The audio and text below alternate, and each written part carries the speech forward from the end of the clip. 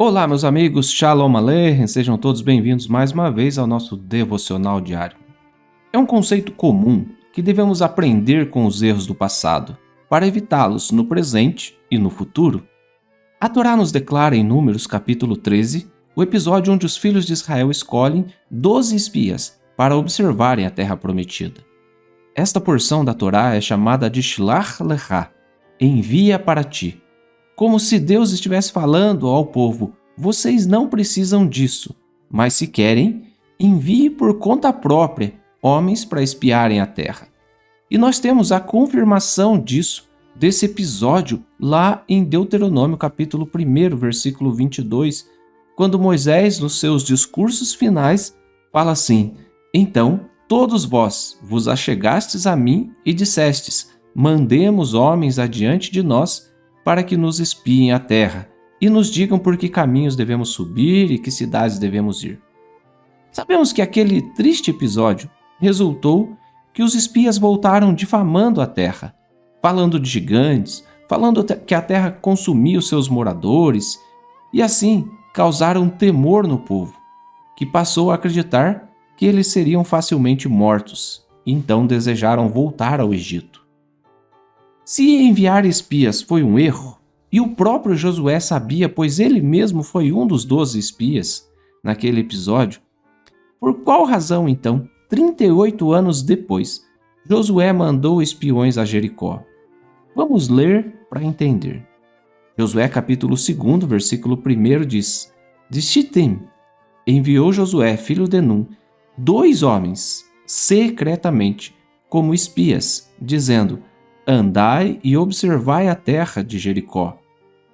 Foram, pois, e entraram na casa de uma mulher hospedeira, cujo nome era Raabe, e pousaram ali. Em primeiro lugar, nós devemos observar que com Moisés todo o povo sabia, pois foram eles mesmos que pediram para enviar os espias. Aqui com Josué, ele mandou secretamente, porque se tratava de uma missão de interesse de guerra para preparar o povo na conquista de Jericó. Os sábios rabinos de Israel explicam que os 2 espias foram enviados a Jericó por Josué até mesmo antes de se completarem os 30 dias de luto pela morte de Moisés. Se você quiser saber mais, veja o que Irache fala a respeito.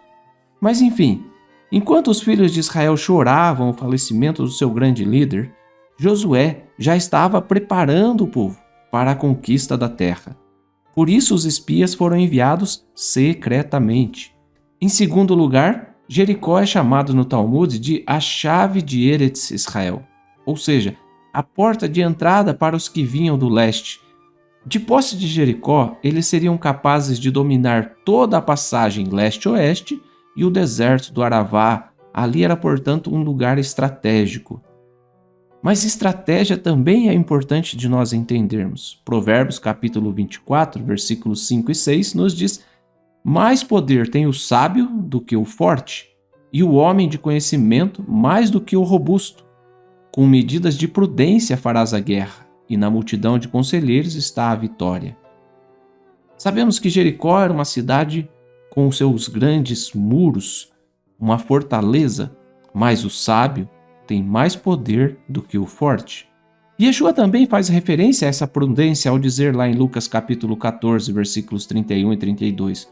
Qual é o rei que, indo para combater outro rei, não se assenta primeiro para calcular se com 10.000 homens podem enfrentar o que vem contra ele com 20.000? Caso contrário, estando o outro ainda longe, envia-lhe uma embaixada pedindo condições de paz. Embora ambos os episódios falem de espias, o primeiro causou desconfiança, medo e fez os filhos de Israel difamarem a terra prometida.